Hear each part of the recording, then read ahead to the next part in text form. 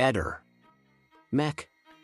Pallister. Con piacere ho sentito ieri il magistrato Tanga che dice di essere fiducioso che le indagini proseguiranno, e se lo dice un magistrato.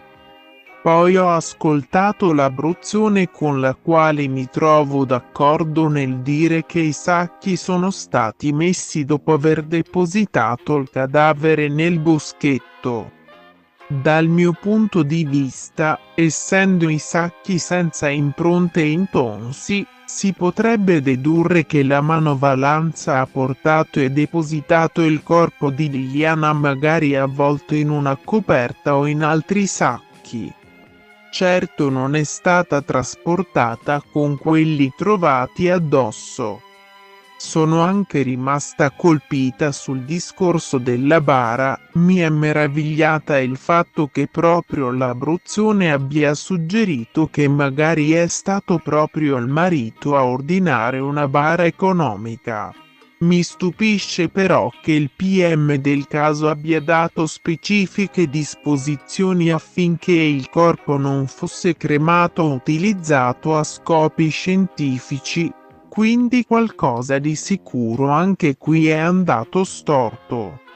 Per ultimo il prof Bacci ci ha fatto capire che c'è ancora tanto da lavorare.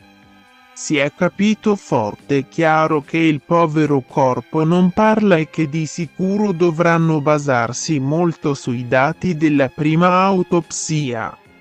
La dottor Giusti ci ha poi dato nuovi e importanti spunti sullo studio delle formiche ritrovate sul corpo. Liliana potrebbe essere stata tenuta in un luogo freddo? Emerge un nuovo elemento che può suffragare questa tesi. L'orologio che si ferma alle 9:17 o forse alle 21:17? Perché si ferma? È possibile che la batteria di un orologio si fermi con temperature sotto lo zero. Le batterie sono composte da prodotti chimici che reagiscono per produrre elettricità. Queste reazioni chimiche sono influenzate dalla temperatura.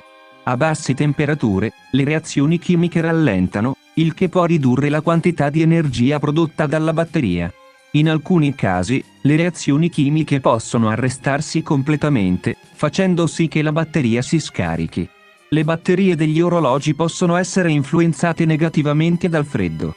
Le basse temperature possono rallentare le reazioni chimiche all'interno della batteria, riducendo temporaneamente la sua capacità di generare energia.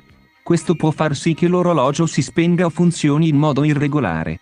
Generalmente, le batterie al litio, comunemente utilizzate negli orologi moderni, possono funzionare a temperature fino a meno 20 gradi centigradi o meno 30 gradi centigradi. Ma le loro prestazioni possono essere compromesse a temperature inferiori a 0 gradi centigradi. Le batterie alcaline, meno comuni negli orologi, possono iniziare a perdere efficienza già a temperature vicine a 0 gradi centigradi.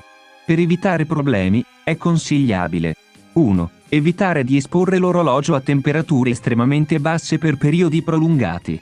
2. Se si prevede di passare molto tempo al freddo, indossare l'orologio sotto i vestiti per mantenerlo più caldo.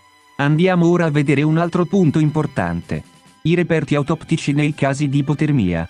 La diagnosi di morte da ipotermia è da sempre problematica per il medico legale poiché i reperti ad essa associati sono non specifici, incostanti o addirittura in alcuni casi inesistenti, sia a livello micro che macroscopico. A fronte di ciò, il rilievo simultaneo di multipli segni che sono stati negli anni descritti come ipotermia relati, esempio, frostbite, lesioni di Wisniewski, emorragie sinoviali, vedi oltre, è altamente suggestivo di ipotermia fatale.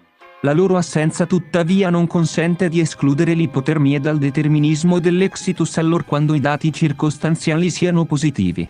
Ehi, non dimenticare di iscriverti a questo canale.